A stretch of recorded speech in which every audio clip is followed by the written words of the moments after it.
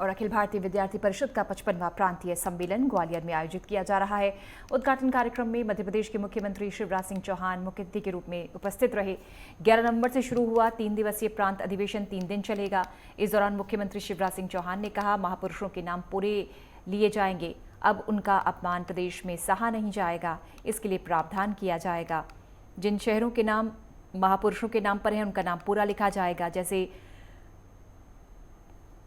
ग्वालियर महारानी लक्ष्मीबाई कॉलेज को MLB कहते हैं और भोपाल में तात्या टोपे नगर को TT नगर कहते हैं, लेकिन अब ऐसा नहीं होगा। ये बात प्रदेश के मुख्यमंत्री ने शुक्रवार को फूलबाग में आयोजित अभाविप के अधिवेशन में कही।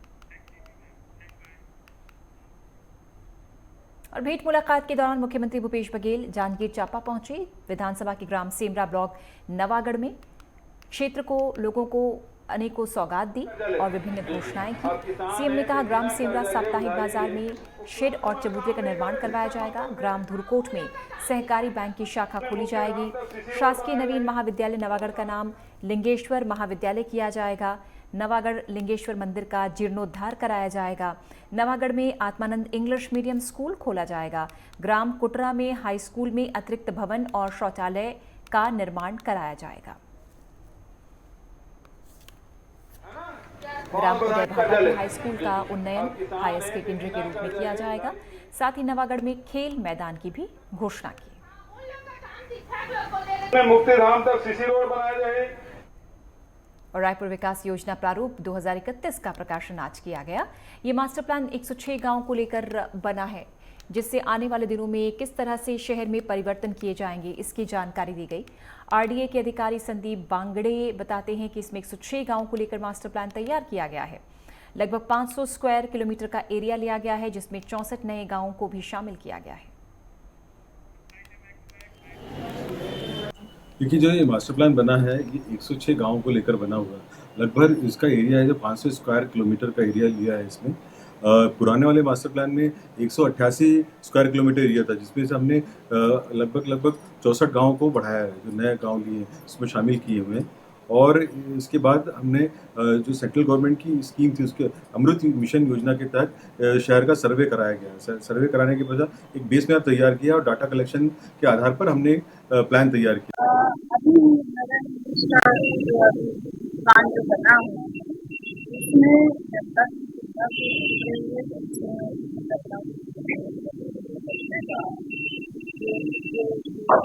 आवासीय लोग जो रहने वाले हैं उनको किस तरह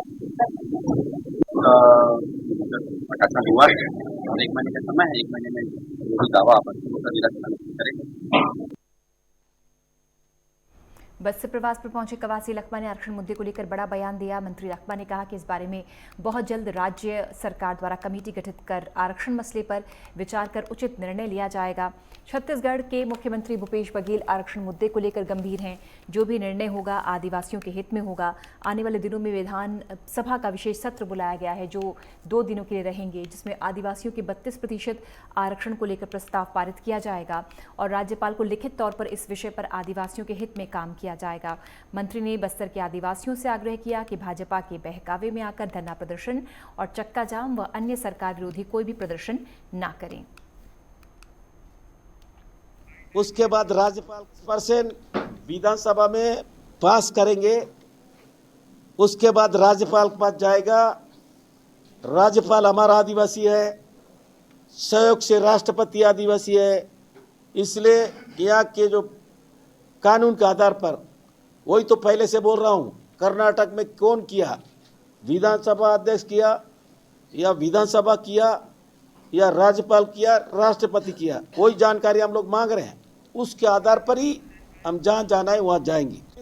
दंतेवाड़ा में नगरपालिका के उपाध्यक्ष ने अपने ही नगरपालिका के CMO और इंजीनियर पर आरोप लगाते हुए कहा कि अधिकारी कर्मचारी जनता के पैसे को बर्बाद करने में लगे हुए हैं। वार्ड क्रमांक 2 में फरसपाल रोड पर हुआ नाली का निर्माण तो हुआ, लेकिन नाली का ढक्कन सफाई कर्मचारियों के लिए मुसीबत का सबब बना हुआ है। नाली के ऊपर डाला गया ढक्कन 8 से 10 मीटर का है। सफाई कर्मचारियों को नाली सफाई में काफ़ी दिक्कतों का सामना करना पड़ता है। अधिकारियों के कहने के बाद भी इस कार्य में सुधार नहीं करवाया गया। CMO अपनी मनमर्जी से कुछ भी कर रहे हैं। कांग्रेस के दबाव में निर्वाचित बॉडी की भी बात नहीं सुनते।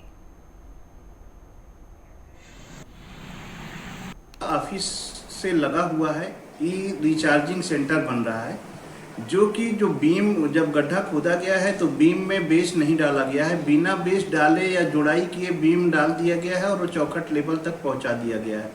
हमने वीडियो बनाया था, फोटो खींचा था कि बेस नहीं हुआ है, मौखिक शिकायत किया था, उसके बाद कार्यवाही नहीं हुई। अब चौखट लेवल पे पहुंच गया है। ऐसा घटिया निर्माण नगर पालिका दंतेवाड़ा में हो रहा है, जिस पे कार्यवाही नगर पालिका के अधिकारी कर्मचारियों द्वारा की जानी चाहिए, जो अभी तक नहीं हुई है। और ग्वालियर जिले के बिजौली इलाके में स्थित एक पेट्रोल पंप पर तड़के कुछ युवकों द्वारा तोड़फोड़ के सीसीटीवी फुटेज सोशल मीडिया पर वायरल हो रहे हैं। फिलहाल ये पता नहीं चला कि तोड़फोड़ करने वाले युवक कौन हैं। जानकारी के मुताबिक कल्याण हरि लीला पेट्रोल पंप के संचालक का गांव के ही लोगों से विवाद चल रहा था। उनका शक है वारदात के पीछे इन लोगों का हाथ हो सकता है। विवाद का कारण सामने फिलहाल नहीं आ सका है। अंधेरा होने के कारण पेट्रोल पंप के कर्मचारी ऑफिस में सो रहे थे। इस दौरान युवक वहां मुंह पर साफा लपेट कर पहुंचा।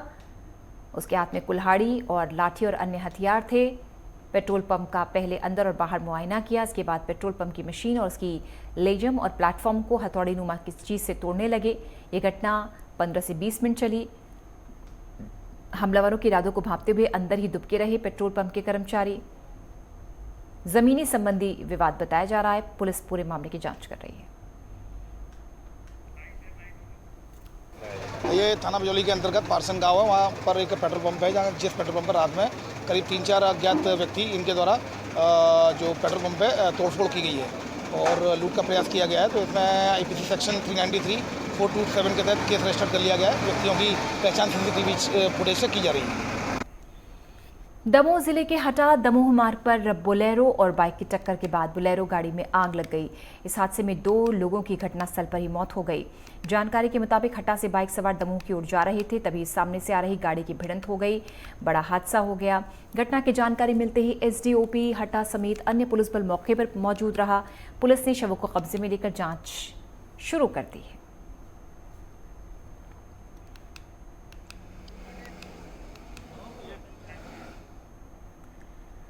जबलपुर में रांझी के इंजीनियरिंग कॉलेज के छात्र गुटों के बीच जमकर विवाद हुआ। कॉलेज में चल रहे एक सांस्कृतिक कार्यक्रम के दौरान छात्र गुटों में इस कदर मारपीट शुरू हो गई। मामला कॉलेज से बाहर निकलकर सड़कों तक आ गया। इस मारपीट में दोनों पक्ष एक दूसरे पर लात घुसे बरसाते हुए नजर आए। छात्र गुटों में हुई मारपीट से कॉलेज में काफी देर तक हड़कंप के हालात बन गए। सीनियर और जूनियर छात्रों के बीच हुई मारपीट का वीडियो जमकर वायरल हुआ। इस वीडियो के आधार पर पुलिस मारपीट करने वालों की पहचान कर रही है। फिलहाल पुलिस ने हंगामे और मारपीट में शामिल छात्रों की पहचान करने के साथ ही कई छात्रों को नोटिस भी जारी किया है। छात्र इतने ही नहीं माने, वो कॉलेज के हॉस्टल पहुंचे, वहां भी जमकर तोड़फोड़ की। उन्होंने कहा खिड़कियां तोड़ी, वहीं खड़ी कार को भी निशाना बनाया, उसके भी कांच तोड़ दिए। तत्काल पुलिस पहुंची, मुकदमा कायम हुआ था, सब हुआ था, समझा बुझा दिए थे। उसके बाद में जो शासकीय बालक छात्रावास वाले हैं, वो लड़के कल इसी समय मेमोरी तिराहा में जो लड़के रहते हैं प्राइवेट छात्रावास में, उनके कमरों में घुस करके तोड़ फोड़ किए थे, गाली गलौज किए थे और 1-2 को धक्का मुक्की मारपीट किए थे। इस प्रकार से दोनों घटनाओं पर अपराध पंजीबद्ध करके और सभी छात्रों को गिरफ्तार किया गया था। और उसके अलावा प्रतिबंधात्मक कार्रवाई के अंतर्गत धारा 151 में गिरफ्तार करके पुनः माननीय एसडीएम न्यायालय रांझी जबलपुर के न्यायालय में भेजा गया। चलिए, खबरें लगातार जारी हैं। एक ब्रेक के लिए रुक रहे हैं, जल्द हाजिर होते हैं।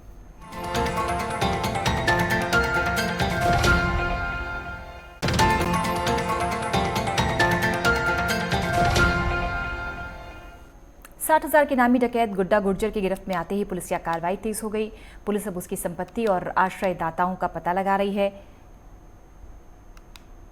साथ ही पुलिस ने डोजियर भरकर मुरैना और शिवपुरी पुलिस को गुड्डा की गिरफ्तारी के बारे में जानकारी दे दी है। ग्वालियर क्राइम ब्रांच ने डांडा खिरक और बसौता के जंगल से एक शॉर्ट एनकाउंटर के बाद इनामी डकैत गुड्डा गुर्जर को गिरफ्तार किया था। इस एनकाउंटर में गुड्डा के पैर में गोली लगी थी। इसके बाद उसे जय आरोग्य अस्पताल के ट्रॉमा सेंटर में भर्ती कराया गया था। हालांकि शॉर्ट एनकाउंटर के दौरान गुड्डा के 3 साथी मौके से भाग निकलने में सफल हुए। इसी कड़ी में पुलिस गुड्डा के फरार साथियों की तलाश कर रही है। पुलिस अधीक्षक अमित सांघी का कहना है कि गुड्डा से डोजियर भरवा लिया गया है। उसने आपराधिक वारदात से जुटाई संपत्ति कहाँ निवेश की है, उसके आश्रयदाता कौन है, इन सब बातों का पता लगाया जाएगा। गुड्डा गुजर अभी इलाजरत है और इसके जो बचे हुए साथी हैं इसकी तलाश चल रही है। इसके ऊपर जो करीब 32-33 आपराधिक प्रकरण है उसमें गिरफ्तारी के लिए मुरैना और शिवपुरी को अवगत करा दिया गया है। ग्वालियर जिले का भी एक केस पेंडिंग है और अब हमारा प्रयास है कि इन सभी केसेस में इसकी गिरफ्तारी हो जाए जिससे वो केसेस ट्रायल पे आ जाए और साथ ही इसका जो गहन पूछताछ है वो कल काफ़ी हो गई है। डोजियर जो एक कहलाता है वो भर लिया गया है और इस पे हम पूरा वो कर रहे हैं आश्रयदाता कौन थे। मध्य प्रदेश के ग्वालियर जिले में पीडीएस माफिया पर क्राइम ब्रांच पुलिस ने बड़ी कार्रवाई की।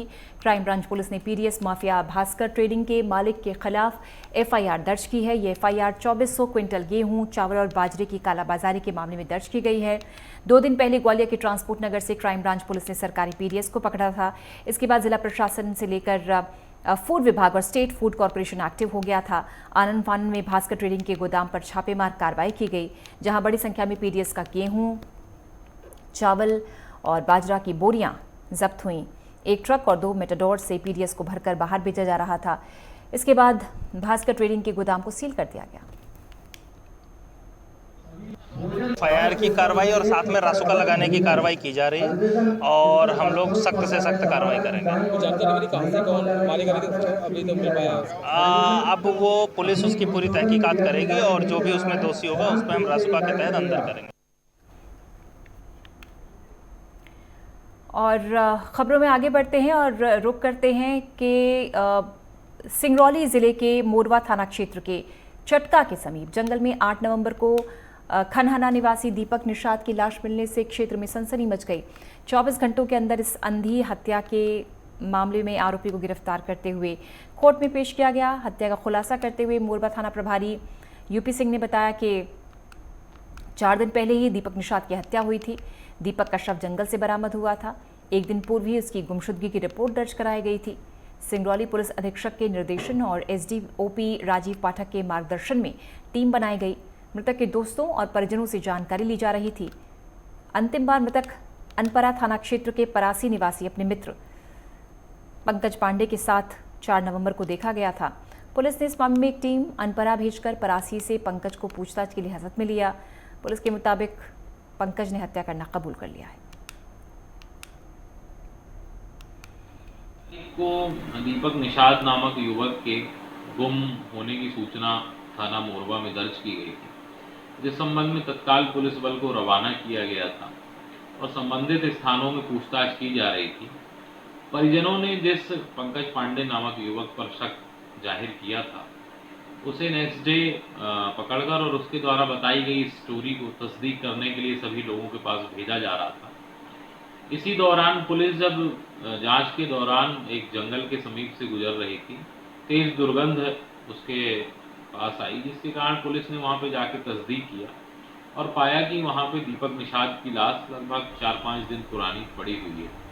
जबलपुर के मेखला रिजॉर्ट में युवती की सनसनीखेज हत्या के बाद का वीडियो सामने आया है। बताया जा रहा है कि युवती के प्रेमी ने युवती को मौत के घाट उतार दिया। साथ ही उसके बाद प्रेमी ने हत्या का वीडियो बनाया। युवक हत्या करने के बाद मौके से फरार हो गया था।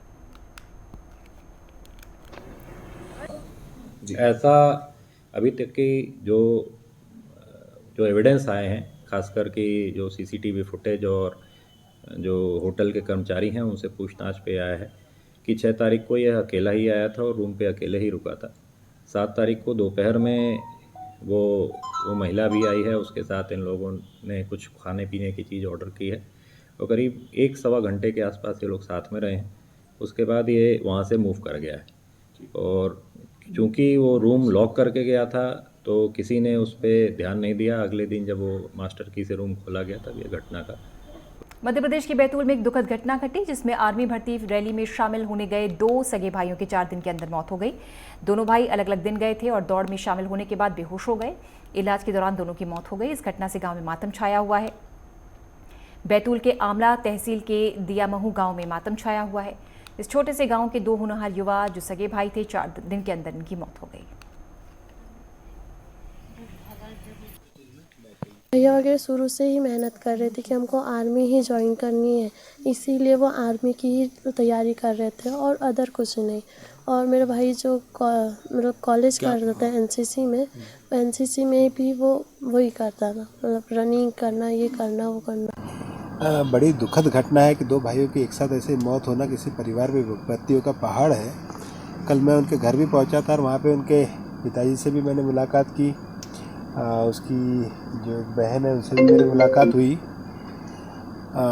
बड़ा दुख की घड़ी है, लेकिन जो घटना हुई है ये थोड़ी सी संदेहास्पद लग रही है, क्योंकि एक ही घर में दो भाइयों की मौत और वो भी सिमिलर सिम्टम्स के साथ। तो ऐसा लग रहा था कि शायद या तो कोई जो स्टेमिना बूस्टर आते हैं उस तरह की कोई मेडिसिन का ओवरडोज ना हो, तो उस बारे में हम लोगों का शक